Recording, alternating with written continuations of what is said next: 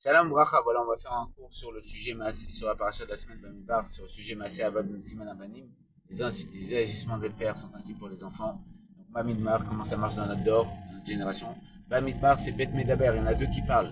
Et c'est dans le désert. Dans le désert, il y a deux qui parlent. Quand on est dans le désert, c'est qu'on a une absence de dévoilement divin et on a deux consciences. La conscience de faire le bien, comme il est marqué, tu choisiras le bien. Je te mets le bien la vie, et le mal devant toi, la vie et la mort, tu choisiras la vie, tu choisiras le bien.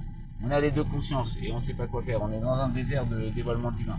Et là, le rabbin envoie les shouchim. Les shouchim, il leur dit, comme l'histoire avec le rabbi Rachab qui a dit qu'un juif, c'est un chassid, c'est un allumeur de réverbère. C'est-à-dire qu'il allume l'âme juive qui est dans chaque juif.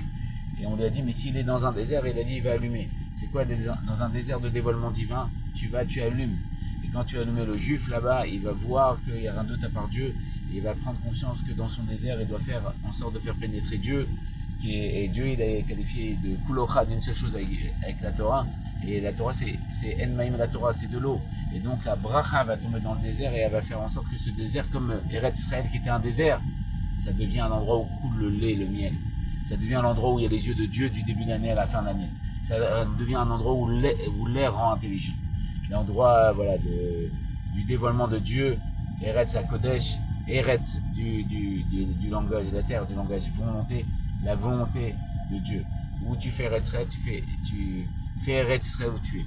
Où tu es, il faut faire Eretz Israël, faire en sorte que on fasse la volonté de Dieu, qu'il y ait les yeux de Dieu du début de l'année à la fin de l'année, et que notre personnalité, ce soit un endroit où coule le lait, le miel, le lait. Voilà, c'est valeur numéro 40, il a donné la Torah en 40 jours et 40 nuits. Et le miel, c'est de vache, c'est les nitzutzot, c'est les étincelles de divinité qu'on vient, comme les abeilles qui prennent le pollen et qui vont unifier les fleurs entre elles. Et ben on prend les nitzutzin et les étincelles de divinité qui sont tombées dans la Surat Akalim, la brisure de réceptacle, et on unifie la matérialité et la spiritualité pour faire de ce monde, dira Betartuni, une résidence pour Dieu, parce que Dieu l'a appelé Nosafarim, celui qui mélange les contraires.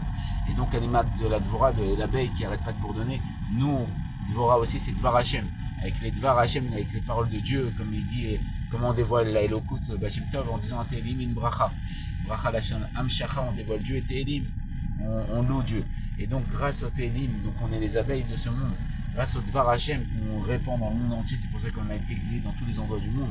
On fait le Yehoud, on unifie le matériel et le spirituel pour faire en sorte que dans ce monde, Atzmut Yidbarer, l'essence de Dieu se dévoile, parce que lui est nos safarim, et que Dieu ne peut pas résider dans un endroit imparfait. On fait en sorte que ce monde soit parfait. On dévoile que le matériel et le spirituel ne sont pas antagonistes, parce qu'il a brisé le décret qui faisait en sorte qu'ils étaient antagonistes à Matan Torah, et faire en sorte que voilà, on unifie le matériel et le spirituel pour dévoiler l'essence de Dieu sur terre. Et c'est ce que fera le Mashiach, de dévoiler l'essence de Dieu sur terre en faisant un yichud entre l'essence de Dieu et le peuple juif. Et que ce soit Miyan Mamash Amen Amen, Kenny Hiratson, notre troisième état